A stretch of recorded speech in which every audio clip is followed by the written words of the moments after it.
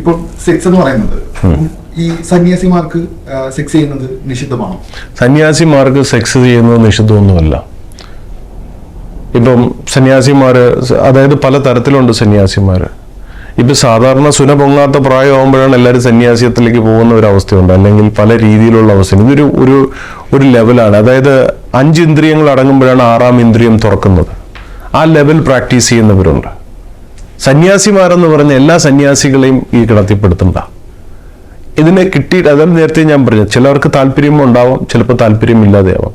ഇതിൽ നിന്നും വലിയ സുഖം നമ്മളുടെ ചില ധ്യാനമുറകളിലും നമ്മളുടെ സാധനയിലും നമുക്ക് കിട്ടും. ഏറ്റവും വലിയ, ഇപ്പോൾ കഞ്ചാവ് അടിക്കണമെന്നില്ല, കഞ്ചാവിനേക്കാളും നല്ല, കഞ്ചാവ് അടിച്ചാൽ വളരെ നെഗറ്റീവ് ഒരു ഫീൽ, നമ്മുടെ തമോ ഗുണത്തിൽ വന്ന് നമ്മളെ ഇല്ലാണ്ടാക്കുന്ന ഒരു അവസ്ഥ ഉണ്ടാവും. നമ്മുടെ ക്രിയേറ്റീവ് സൈഡ് കംപ്ലീറ്റ് പോകും. ചില ആൾക്കാർ കഞ്ചാവ് അടിച്ചാൽ ഭയങ്കര സംഭവമാണ്. അത് ഓരോരുത്തരുടെ ഫീലാണ്. 5 തരം മദ്യം 5 തരം നാഡികളെ ഉണർത്തും എന്നുള്ളതുണ്ട്. 5 തരത്തിൽ ആനന്ദം തരുന്നവരുണ്ട്. ഇപ്പം സെക്സ് എന്ന് പറയുന്ന സാധനത്തിന്റെ സാങ്ക്ടിറ്റി നശിപ്പിക്കുന്ന ഒരു സാഹചര്യം. എന്നാൽ ഈ സന്യാസിമാര്, വാത്സായന മഹർഷി തന്നെയല്ലേ കാമസൂത്രം എഴുതി പറഞ്ഞു കൊടുത്തത് ഇന്നാണ്. പക്ഷെ വാത്സായന മഹർഷി ഇത് പറഞ്ഞത് അത് ശിഷ്യന്മാരെ കൊണ്ട് പല കാര്യങ്ങളും പരീക്ഷിച്ച് പല കാര്യങ്ങളും അദ്ദേഹം എഴുതി സമൂഹത്തിന്റെ നന്മയ്ക്ക് വേണ്ടിയിട്ട്. പല അതിന്റെ പോസിറ്റീവ് സൈഡ് ഉണ്ട്. എന്നാൽ ഇത് ദൈവികമായിട്ട് പലവരെ ഇന്ന് പറ്റിക്കുന്ന അവസ്ഥയുണ്ട്.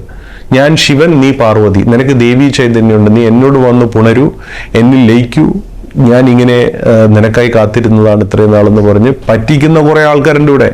പല സ്ത്രീകളുമായിട്ട് ഇവർ ഇതേ കഥ പറഞ്ഞിട്ട് ഇതാക്കുന്നുണ്ട്. ചില എനർജീസ് ഉണ്ട്. ഈ സെക്സ് എന്ന് പറയുന്നത് ബേസിക്കലി ഞാൻ ഇതിന് കൊടുത്തിരിക്കുന്ന ഒരു ഡെഫിനിഷൻ എന്ന് പറയുന്നത് സ്പിരിച്വൽ എനർജി എക്സ്ഫർ എന്നാണ്. നമ്മുടെ സ്പിരിച്വൽ എനർജി എക്സ്ചേഞ്ച് ചെയ്യാനുള്ള വേറൊരു സാധനമാണ്. സന്യാസിക്ക് സെക്സ് ഒന്നും ഈ പറയുന്ന പോലെ നിഷിദ്ധമൊന്നുമല്ല. പക്ഷേ സന്യാസിമാർക്ക് അതിൽ നിന്നും വലിയ സുഖം ഇപ്പുറത്ത് കിട്ടുന്നുണ്ട്. അവരുടെ തന്നെ രീതിയിൽ. ഇപ്പം ഈ ആത്മീയപരമായി തന്നെ പല ദരിദ്രവാസികളുണ്ട്. ആത്മീയതയുടെ റിച്ച്നെസ് ഉണ്ട്. അപ്പം നമ്മളെ സംബന്ധിച്ചിടത്തോളം ഇപ്പം ഇന്നതേ ചെയ്യാൻ പാടുള്ളൂ, ഇന്നതേ ചെയ്യാൻ പാടില്ല എന്ന് ഒരു റെസ്ട്രിക്ഷനും ഒന്നുമില്ല. പക്ഷേ സന്യാസി എല്ലാത്തിലും ആനന്ദിക്കുന്നവനാണ് എന്ന് കരുതി വല്ലവന്റെ ഭാര്യ പൊക്കിക്കൊണ്ട് പോകാനോ വല്ല പെണ്ണിനെ പറഞ്ഞു പറ്റിച്ച് ഇതാക്കുന്നോ ഒന്നുമല്ല സന്യാസിയുടെ രീതി.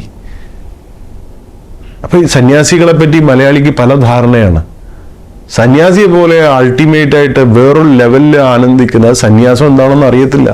നമ്മൾ കാണുന്ന ഈ റിട്ടേർഡ് ആൾക്കാരെ കാവ്യോട്ട് ഇറങ്ങുന്നു, ഭാര്യ ഉപേക്ഷിക്കുമ്പോൾ കാവ്യോട്ട് ഇറങ്ങുന്നു, അല്ലെങ്കിൽ വേറെ ജീവിക്കാൻ നിവൃത്തിയില്ലാതെ വരുമ്പോൾ കാവ്യോട്ട് ഇറങ്ങുന്നു. ഇങ്ങനത്തെ സന്യാസികളെ നമ്മൾ കാണുന്നുള്ളൂ. അവർ പല കുഴപ്പങ്ങളും ഉണ്ടാക്കി വെക്കുന്നതും കാണുന്നുണ്ട്. ഇതെല്ലാം മനുഷ്യന്റെ ഒരു ഇതാണ്. ഇതെല്ലാം ഓരോ ആൾക്കാരുടെ ഭാവനകളിലാണ്. ഈ സന്യാസിക്ക് ലിംഗം ദൈവം തന്നെയല്ലേ തന്നിരിക്കുന്നത്, അല്ലേ? ആണോ? അപ്പൊ ഈ സാധനം എല്ലാ അവയവങ്ങളും മനുഷ്യന് കൊടുത്തിട്ടുണ്ട്. അപ്പൊ ഇതിനപ്പുറവും ഒരു ലെവലുണ്ടെന്ന് നമ്മൾ മനസ്സിലാക്കണം.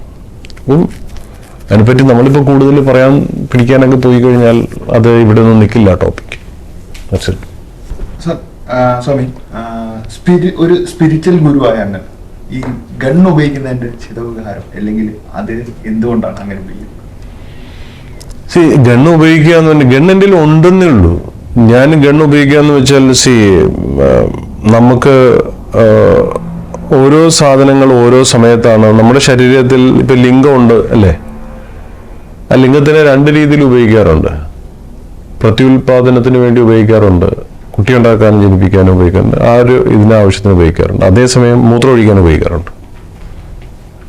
അപ്പം ഈ ലിംഗം എന്തിന് എന്ന് ചോദിക്കുന്ന പോലെയാണ് എനിക്ക് തോക്ക്. എനിക്ക് എൻ്റെ ആവശ്യങ്ങൾക്ക് ഞാനത് ഉപയോഗിക്കും. എനിക്കത് ആവശ്യമുള്ളതുകൊണ്ട് ഞാനത് ഉപയോഗിക്കുന്നു. പിന്നെ മറ്റ് സ്വാമിമാർക്ക് അത് ഇല്ലേ എന്ന് ചോദിച്ചു കഴിഞ്ഞാൽ അതെന്താ ഉപയോഗിക്കുന്നത്, അത് അവരുടെ ചോയ്സാണ്. പിന്നെ ഗുരുവിനെ ശുശ്രൂഷ കൊണ്ടും ജനത്തെ ദാനം കൊണ്ടും സത്യത്തെ നീതി കൊണ്ടും ശത്രുവിനെ ആയുധം കൊണ്ടും ജയിക്കാനാണ് നമ്മുടെ വിശുദ്ധ ഗ്രന്ഥങ്ങൾ പറയുന്നത്. പിന്നെ ഒരു സ്പിരിച്വൽ ഗുരു എന്ന് ഞാൻ ആരുടെയും ഗുരുവാണെന്നൊന്നും പറയാറില്ല. ഞാൻ സ്പിരിച്വൽ ബീയിങ് ആണ്. ഞാൻ ജീവിക്കാൻ ഇഷ്ടപ്പെടുന്ന ആളാണ്. കാരണം ഞാൻ അങ്ങനെ ഗുരുവാണ് അല്ല, എനിക്ക് കുറെ ഡിവോട്ടീസ് ഉണ്ട്, ഇതൊന്നും ഞാൻ ഇങ്ങനെ ചിന്തിക്കുന്ന മറ്റുള്ള ആൾക്കാരെ പോലെ നടക്കുന്ന ആളല്ല ഞാൻ. പിന്നെ അടുത്ത കാര്യം,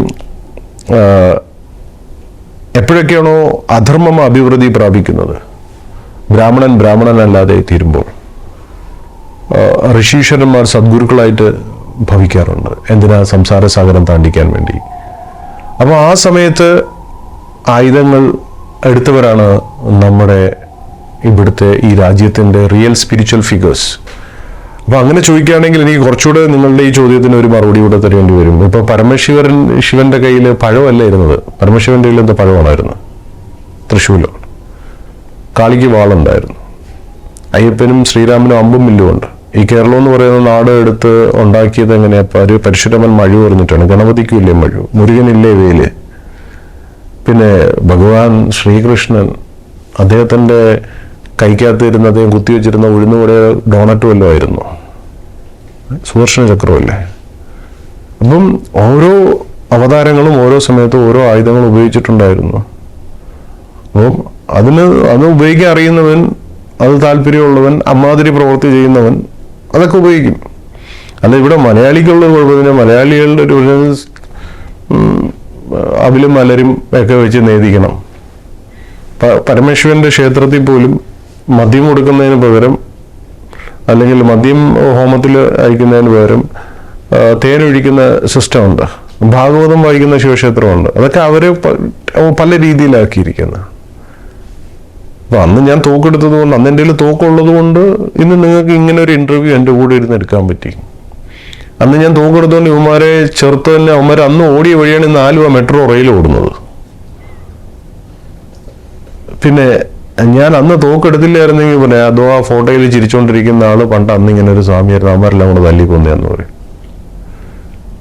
പിന്നെ നമുക്ക് ആയുധം എന്തിനാ? നാട്ടുകാരെ പിടിച്ചെത്തി തോക്കുണ്ട് കയ്യിലുണ്ടോ എന്ന് പറഞ്ഞ് നാളെ വീട് തട്ടി കയറിയിട്ട് തോക്ക് ചൂണ്ടി കൊള്ളയടിക്കാനോ ബലാത്സംഗം ചെയ്യാനോ രാജ്യദ്രോഹം നടത്താനോ ഒന്നുമല്ല.